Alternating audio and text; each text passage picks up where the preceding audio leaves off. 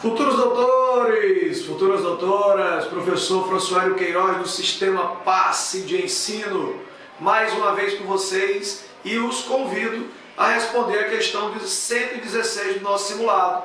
Lembrando que essa questão de Física 3 elétrica, ela trata o seu conteúdo da parte de eletrodinâmica no que tange corrente elétrica. Lembrando que a competência da nossa questão é a competência 5 e a habilidade 17, tá bom? Então, se liga, interpretação de gráfico. Nós temos um textão aí inicial, né? É um texto que vai falar de um método que nós temos para determinar a resistividade de determinados semicondutores, tá bom? E aí ele se utiliza de um método chamado de sonda de 4 pontas. Mas isso é o de menos para nós. Nós temos aí um circuitozinho montado onde você tem uma corrente, você tem um amperímetro e tem um voltímetro, lembra? E tem uma fonte de tensão. O voltímetro mede tensão e o amperímetro mede corrente. E a partir desses dados coletados, nesse método chamado método de sonda, se constrói os gráficos da tensão elétrica em função do tempo, nesse primeiro gráfico, tensão elétrica em função do tempo, botar aqui, tensão em função do tempo, e o segundo gráfico da corrente em função do tempo. É isso que vai nos interessar, é eletrodinâmica, movimento, cargas elétricas em movimento. Então a questão diz o seguinte, ela pergunta, olha o comando, a carga que atravessou a amostra semicondutora no intervalo de 120 minutos. Olha para o gráfico da corrente em função do tempo. A corrente vai ser estabelecida na condição de análise em 120 minutos. Então essa corrente ela vai ser demonstrada graficamente. E a questão pede a quantidade de carga. A carga elétrica é dada pelo kit. Olha, o kit. O que é o kit? Carga medida em coulomb, corrente medida em amperes e o tempo medido em segundos, ou seja, Sistema Internacional de Medidas. Atenção numa coisa. Percebam que quando nós olhamos para essa equação, Q igual a I vezes T, o I, para ser usado o kit, o I tem que ser uma constante.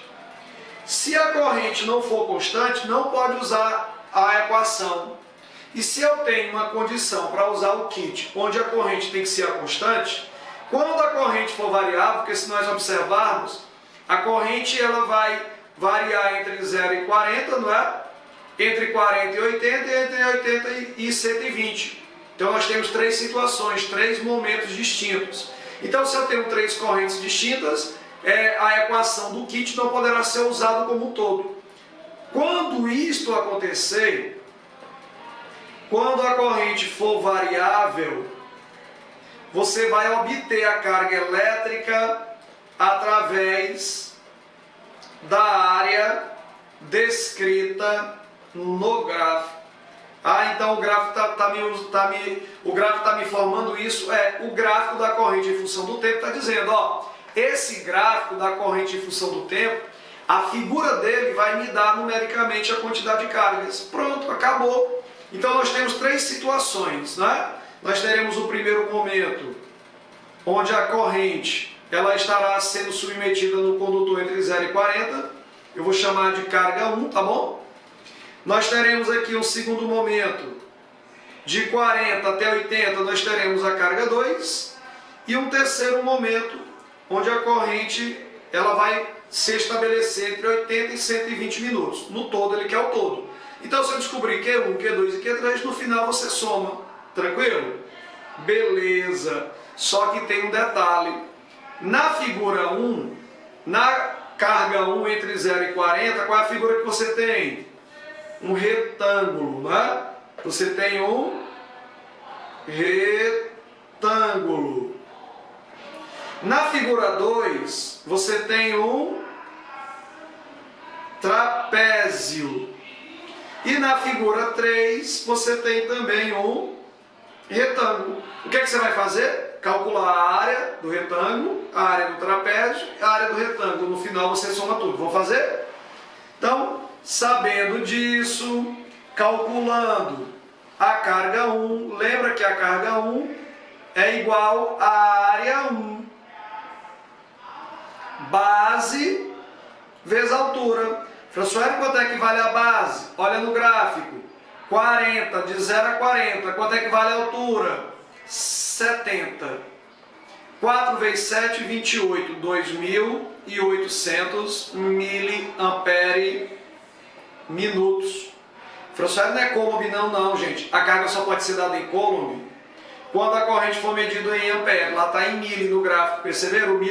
A corrente está em mili. E o tempo tem que estar segundos. Aqui está em minutos. Eu vou deixar para converter no final, porque aí só tem um trabalho. Não fica ter que fazer 3 vezes, tá? Deixa para converter no final a unidade. O gráfico 2, a carga 2 é a área da figura 2. A figura 2 é um trapézio. Base maior mais base menor vezes a altura sobre 2. A base maior é 70, a menor é 30. Então vai ficar 70 mais 30 vezes a altura.